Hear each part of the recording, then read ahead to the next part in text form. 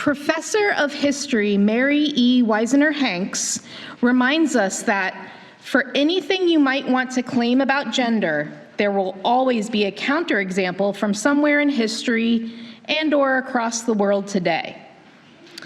So this morning, we will be discussing various ways that gender roles are performed in different religious and spiritual contexts. One of our first stories takes us to the 4,500-year-old Gala priestess of Samaria. These dedicants of the goddess Inanna could be male, female, or a transcendent third gender combining elements of both previous gender roles. In Sumerian tradition, the lamentation songs sung by these priestesses in honor of Inanna were originally a feminine spiritual act, but amongst the Gala, this role was shared by everyone regardless of individual gender identity. In India, you will find communities of Hijra, people who were assigned male at birth but don't identify with being male. These people worship a Hindu mother goddess known as Bahukara Mata.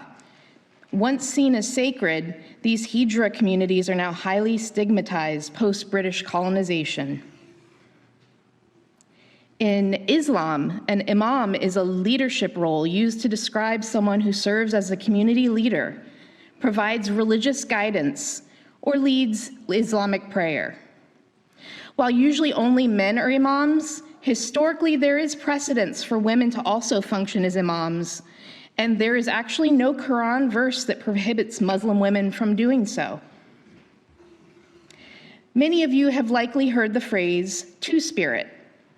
This is a term coined by Indigenous elder Myra Larrabee in 1990 to refer to a special third gender community and spiritual role that is present under different names in many different Indigenous tribes in North America. It is important to remember that different tribes and nations all have their own views and roles based on gender, and I would encourage you to refer to the literature of the various Indigenous communities themselves to learn more, as is appropriate, as these communities can absolutely speak for themselves.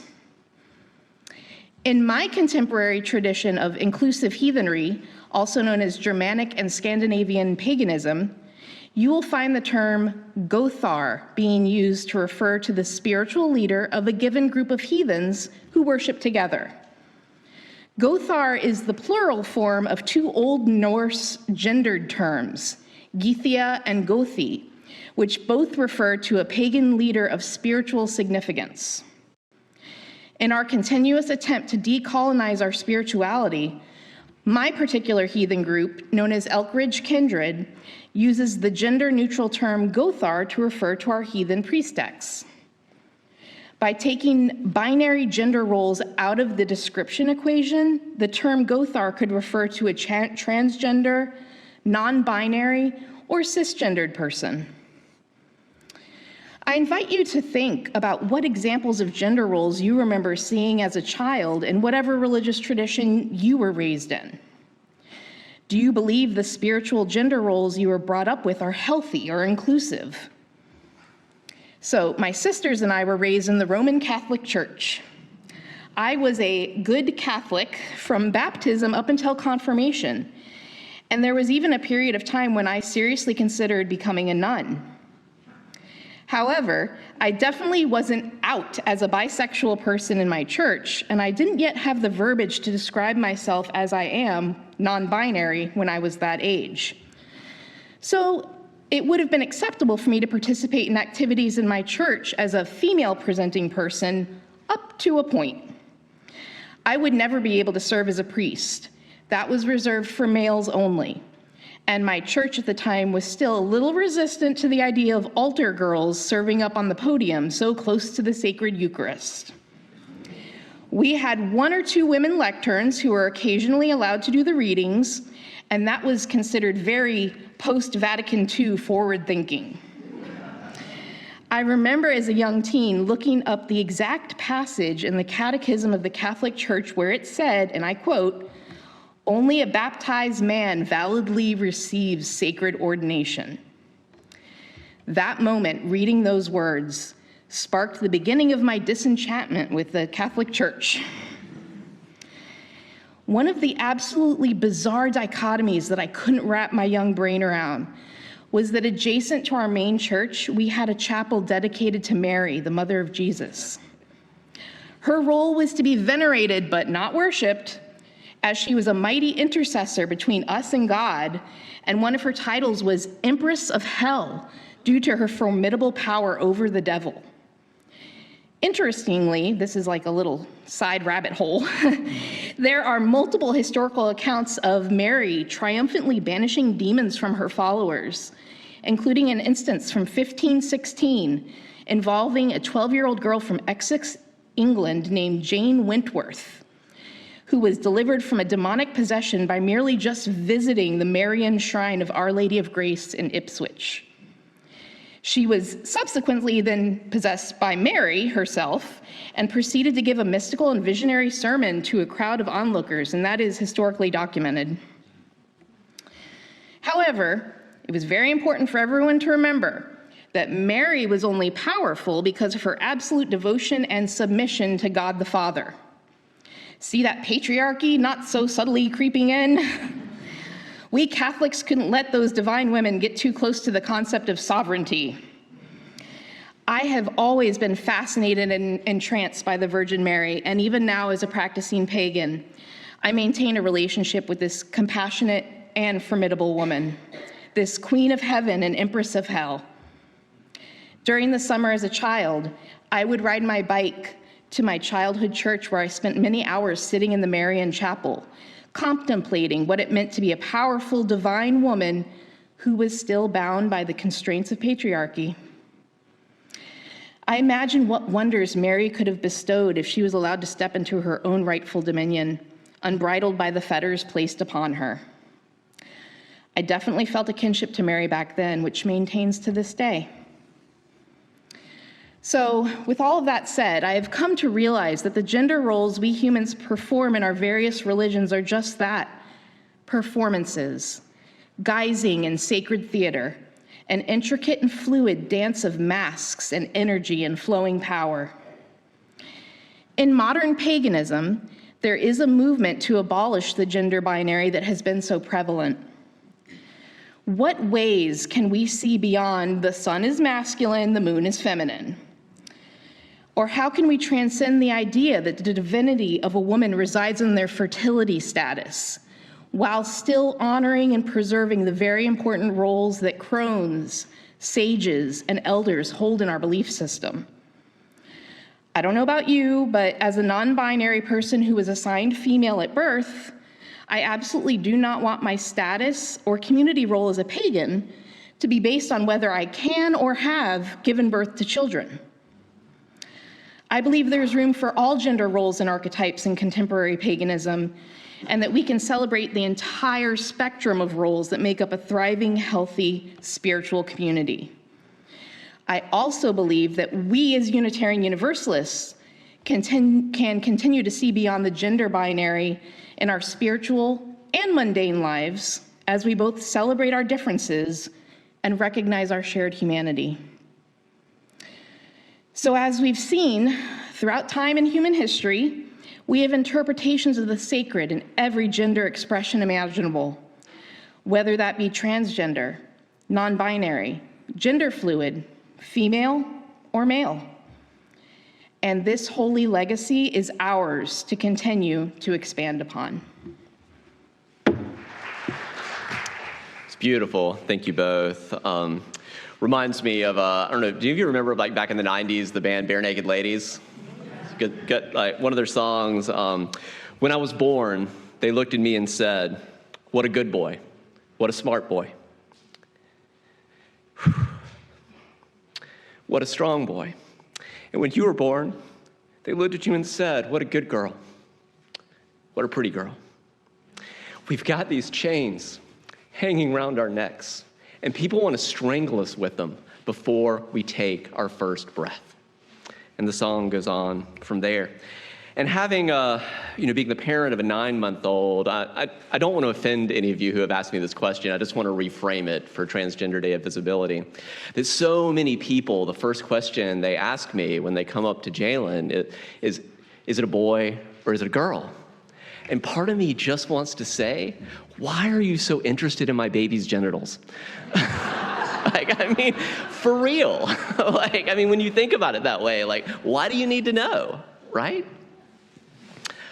So, next Sunday is International Transgender Day of Visibility. It's an annual event dedicated to celebrating transgender people and raising awareness of the discrimination that transgender people face worldwide, as well as a celebration of their contributions to society. In 2021, President Biden became the first president to officially recognize March 31st as Transgender Day of Visibility. You sometimes see it TDOR, is how it's sometimes abbreviated. And he called upon all Americans to join in the fight for full equality for all transgender people. This year, March 31st also happens to be Easter, and although there are likely some interesting sermons, or maybe there will be some, to preach at that kind of intersection of resurrection and the transgender journey, we're celebrating Transgender Day of Visibility a week early this year. Defending transgender rights feels particularly urgent these days, in the words of the executive director of PFLAG, which is the largest organization dedicated to supporting, educating, and advocating for LGBTQ plus people and their families. Hundreds of bills across dozens of states are seeking to harm transgender and non-binary kids and their families. Bills that, if passed, would prevent access to gender-affirming health care, prevent trans kids from joining their friends and playing on sports teams, and deny them access to bathrooms and to locker rooms. Bills that could criminalize parents for making informed, loving, and actually very private decisions. Again, it's back to that, why are you so interested in other people's genitals? Still, other bills are working to prevent even the mention of gender identity or sexual orientation in the classroom. In truth, there is no amount of legislation that can erase the authentic identities and lives of our trans and non-binary loved ones. It can only serve to make trans and non-binary people even more vulnerable to harm, as they simply are trying to live their lives. One of the books I've been reading in preparation for Transgender Day of Visibility is titled Before We Were Trans, A New History of Gender by Dr. Kit Hayem, who uses both they, them, and he, him pronouns. They are interested in both deepening and widening how transgender history is told. Our modern understanding of the term transgender dates back only to the early 20th century, so that's the whole before we were trans, right? There was no kind of word transgender. So, but we know that countless people throughout history have been what in retrospect we would call today transgender. The basic claim of the transgender experience, as I think Ursa already very well spoke to, seems to me self-evidently true, that we're all somewhere on this wide spectrum of gender. We humans are just a lot messier, more interesting, and more complex than can be contained in a simplistic gender binary of male or female only. In Hayem's words, if I played professional sports, my testosterone levels would make me, quote, a man. If I got pregnant, my doctor's computer system would force me to be labeled a woman. If you ask me, I'd tell you neither simplistic category is accurate. Instead, I use the term non-binary to describe myself. My own dress also both reflects and reshapes my gender on a daily or sometimes more than daily basis. This is part of what the philosopher Judith Butler meant when she famously described gender as a performance. More specifically, Hayem says, sometimes it's the case that I put on jewelry and a bright fitted cardigan because I'm feeling less male and more non-binary on a particular morning. Other times the reverse is true. Both kinds of gendered experience are equally true for me. My gender isn't less authentic because a pair of dangly earrings can change how it feels. Their book includes a lot of historical examples. Some are, of course, some of the most well-known examples throughout history, such as Billy Tipton, the American jazz musician who lived as a male and whose family and friends were shocked when he was outed as trans after his death in 1989. So it's kind of after high school, had lived so long as a male that even like his children didn't know. James Barry, the Irish surgeon, who similarly lived as a male for all of his adult life and was also outed against his will in 1865.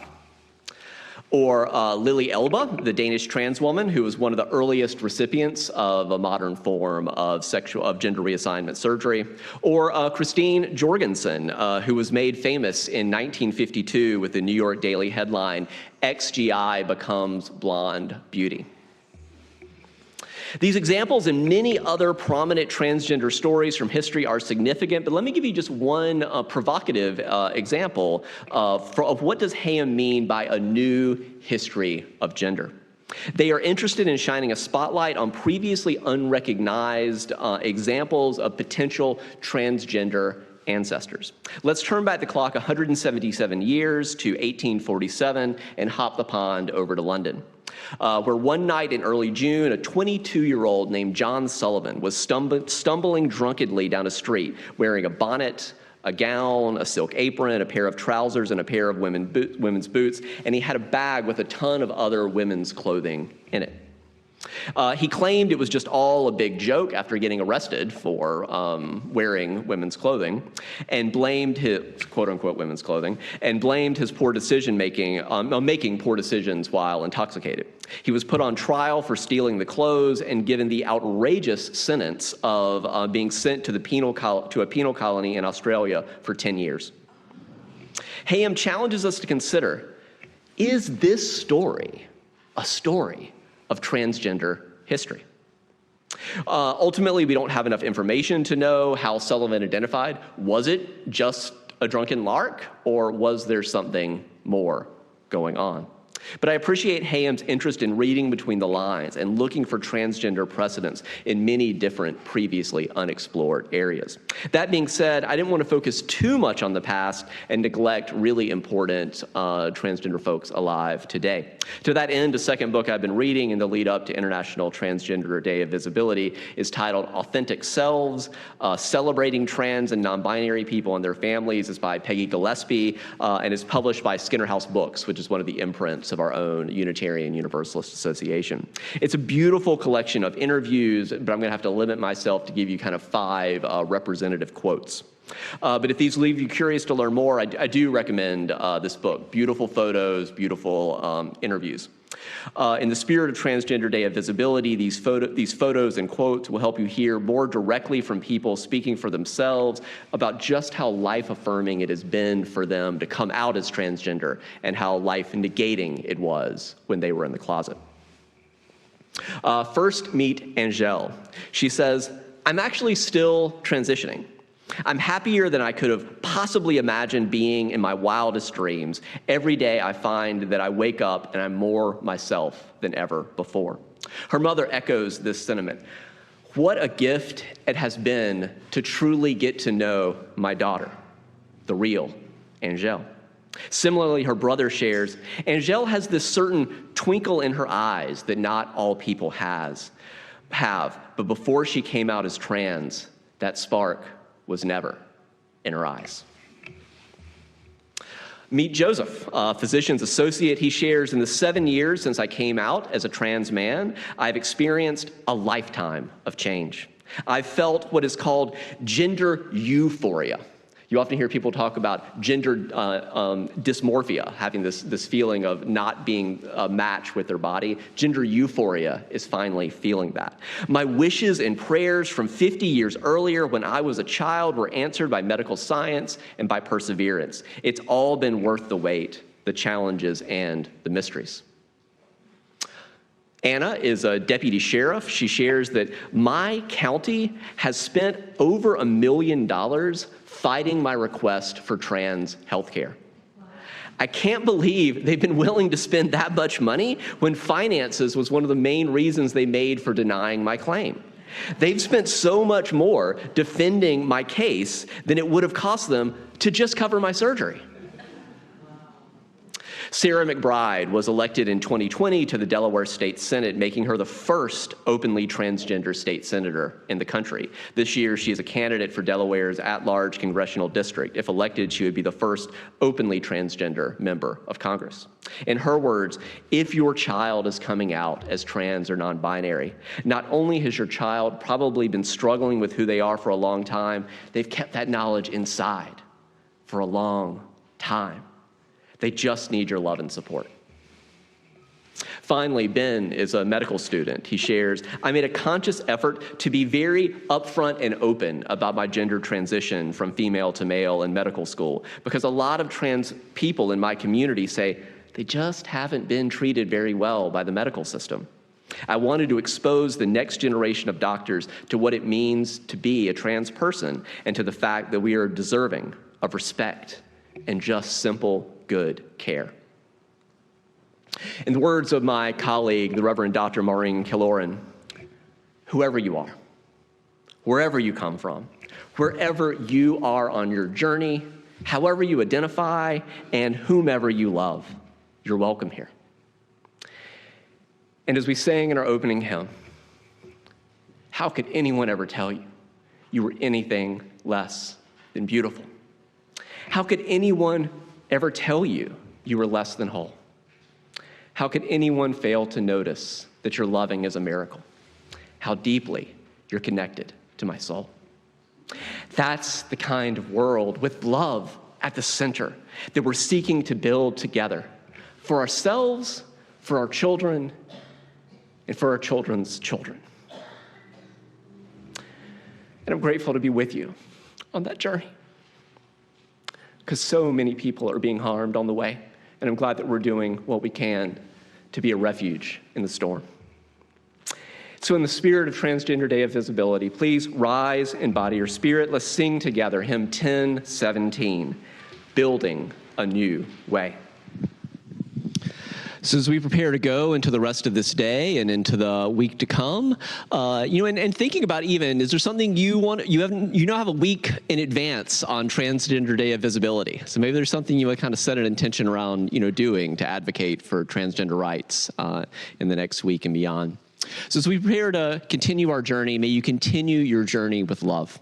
Care for one another, care for this one earth, do justice and make peace. And as you go, whatever taste or touch you've had in this time and place of a little more hope or love or peace or joy, a glimpse into what it might look like and feel like to have a more egalitarian and gender-liberated world where anyone can express their gender in any way their hearts desire. If you had a little more of a glimpse of that, that goes with you into the world. We are different for having spent this time together. May you live boldly. May you live with thanksgiving.